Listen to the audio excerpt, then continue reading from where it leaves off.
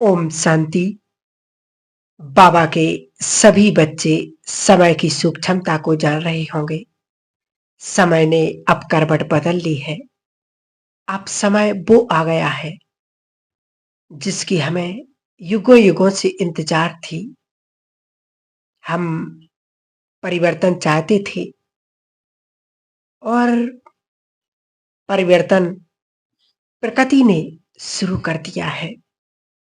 तो जब सब कुछ परिवर्तन हो रहा है तो हमें भी अपने आप को परिवर्तन करना है, चेंज को स्वीकार करना है। चेंज हो रही है प्रकृति में, एक चेंज है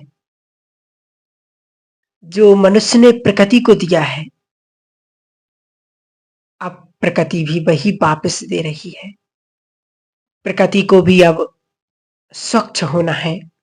इस प्रकृति ने जन्म जन्म हमारी पालना की।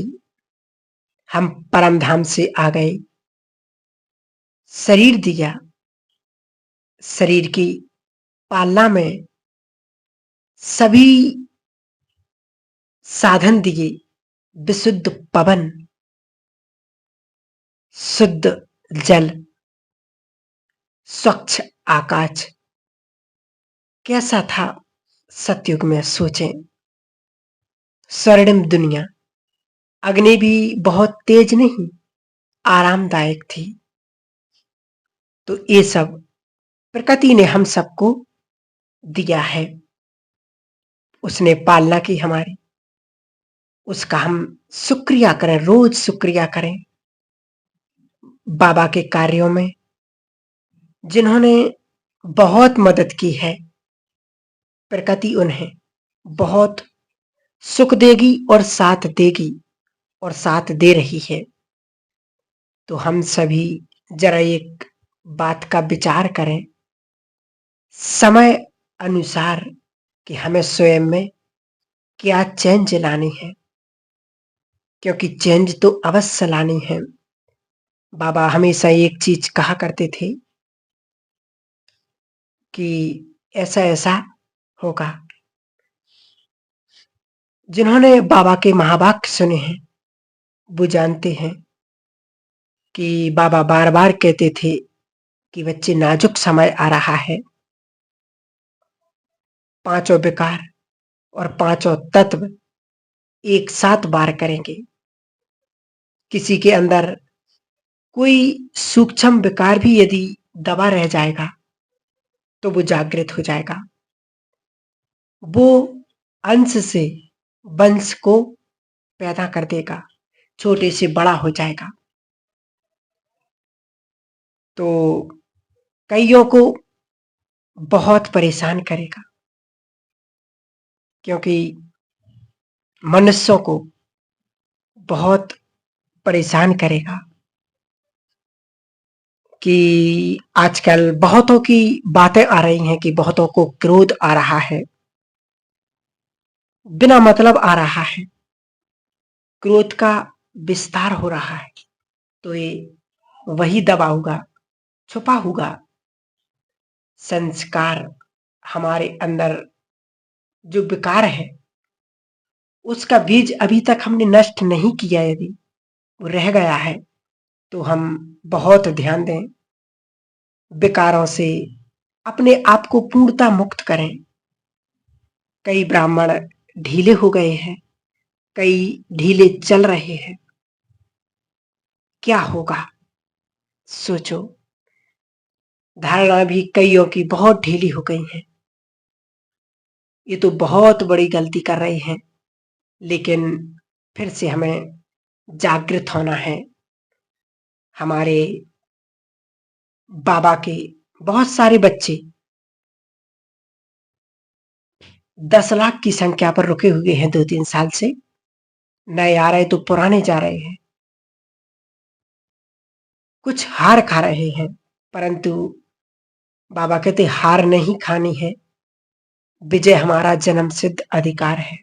सोच, जिन्हें भगवान साथ दे रहा हो, जिनकी पालना स्वयं भगवान कर रहा हो, जिनमें बल भगवान भर रहा हो, जिनको गाइडेंस स्वयं परमात्मा दे रहा हो, वो इस माया को हरा देंगे।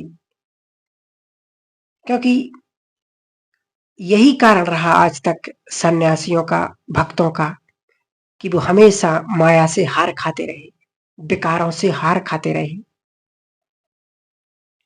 क्योंकि माया से जीतने की यथार्थ विधि उनके पास है ही नहीं।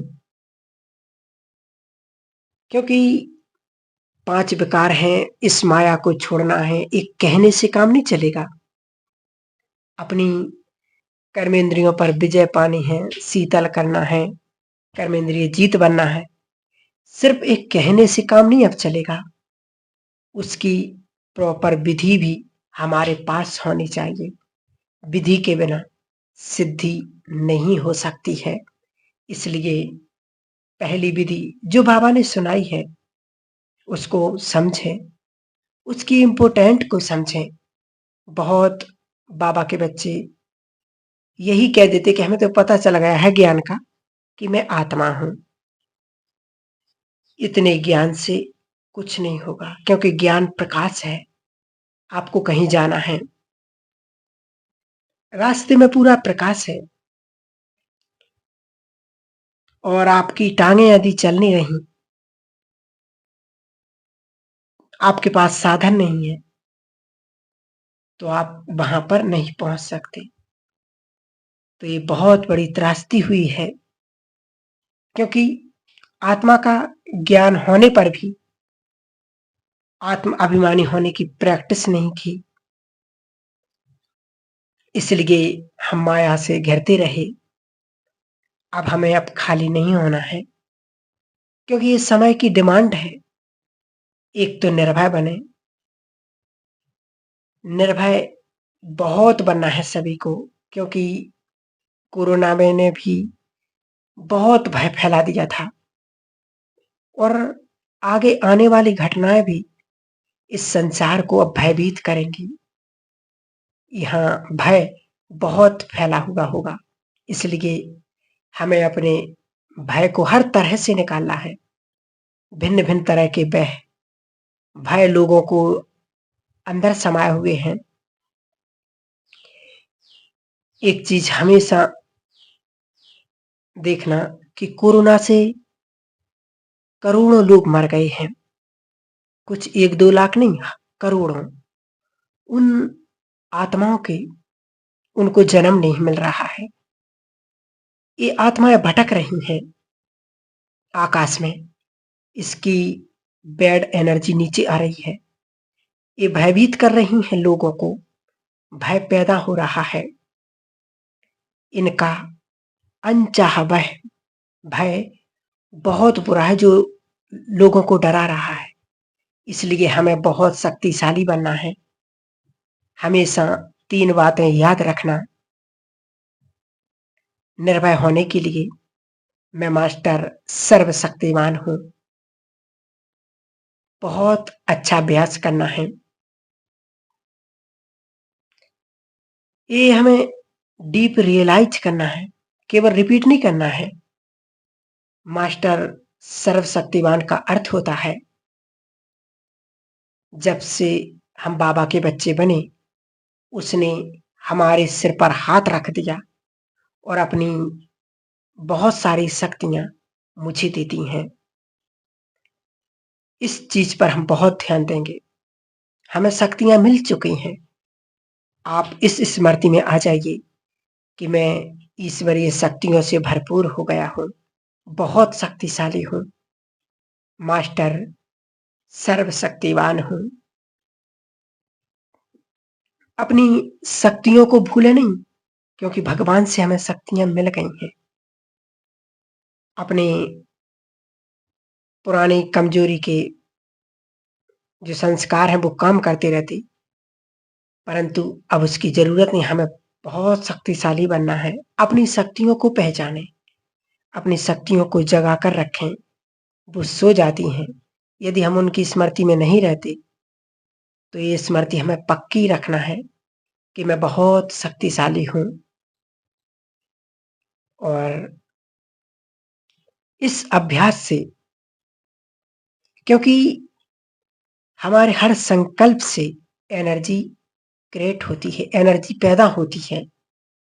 नेगेटिव संकल्प से नेगेटिव एनर्जी और पॉजिटिव संकल्प से पॉजिटिव एनर्जी।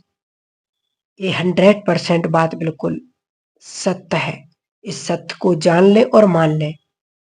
इसलिए अपने संकल्पों को भी सोच समझ कर करें, क्योंकि जिन्हें बहुत नेगेटिव सोचने की आदत है, क्योंकि ये हमारे नेगेटिव संकल्प,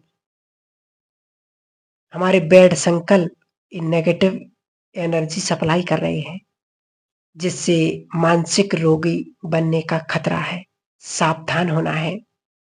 हमें मानसिक रोगों को निमंत्रण नहीं देना है, क्योंकि और बीमारियों का तो इलाज हो जाता है, परंतु मानसिक रोगियों का कोई इलाज नहीं। इसलिए मानसिक रोग से हम परफेक्ट रहें, हेल्दी रहें, क्योंकि हमारे सुंदर विचार हमारी हेल्थ के लिए बहुत जरूरी है।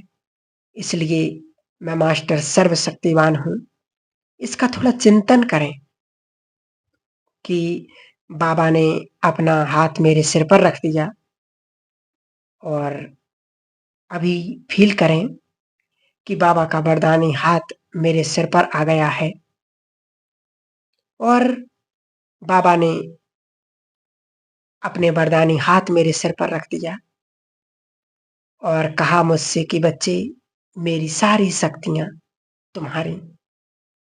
ये स्वीकार कर लें भगवान के बोल कि मेरी शक्तियां तुम्हारी हैं, उसकी सारी शक्तियां मुझे मिल गई हैं और मेरे पास संपूर्ण शक्तियां आ गई हैं।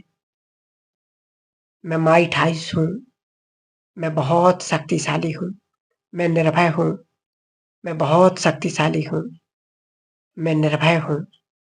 सवेरे उठते ये संकल्प करें 7 बार। तो ये संकल्प सोच लो, इससे पावरफुल संकल्प तो सारे संसार में कोई और हो ही नहीं सकते हैं कि मैं सर्वशक्तिवान भगवान की संतान मास्टर सर्वशक्तिवान हूं, बहुत शक्तिशाली हूं। अपने सबकॉन्शियस माइंड में भरो कि मैं बहुत शक्तिशाली हूं। तो मन से इस संकल्प के द्वारा आपके अंदर बहुत शक्तियां पैदा अंदर हो गई और जो आपके अंदर ब्रेन में जाएगी, क्योंकि ये संकल्प बहुत ही ब्रेन को पावरफुल बना देंगे कि ये शक्तियों के वाइब्रेशंस हमारे ब्रेन को रिपेयर करेंगे, शक्तिशाली बनाएंगे, एनर्जेटिक बनाएंगे। तो ज्यादा नहीं, दिन में एक बार सवेरे 6, 7, 8 बजे तक जरूर करें और अपनी सोई हुई शक्तियों को जगाएं कि मैं बहुत शक्तिशाली हूं, मैं मास्टर सर्वशक्तिवान हूं। और आप एक विजन बनाएंगे कि शक्तियों की लाल किरणें मेरे अंग अंग से चारों ओर ये लाल किरणें फैल रही हैं और मेरे चारों ओर एक शक्तिशाली आभा मंडल बन गया है। ऑरा बहुत पावरफुल। अपने चारों ओर देखें ये ऑरा, क्योंकि आप समय के अनुसार यदि ये अभ्यास, ये प्रैक्टिस नहीं करेंगे, ये ऑरा नहीं बनाएंगे, तो आने वाले समय में हम भयभीत हो जाएंगे। इसलिए इस अभ्यास को, इस ऑरा को जरूर बनाएं। इस समय की मांग है, इस समय की डिमांड है, क्योंकि ये अब समय बहुत जल्दी बदलने वाला है। समय की हम सूक्ष्मता को देख रहे हैं, समय की बदलती हुई इस दौर को देख रहे हैं,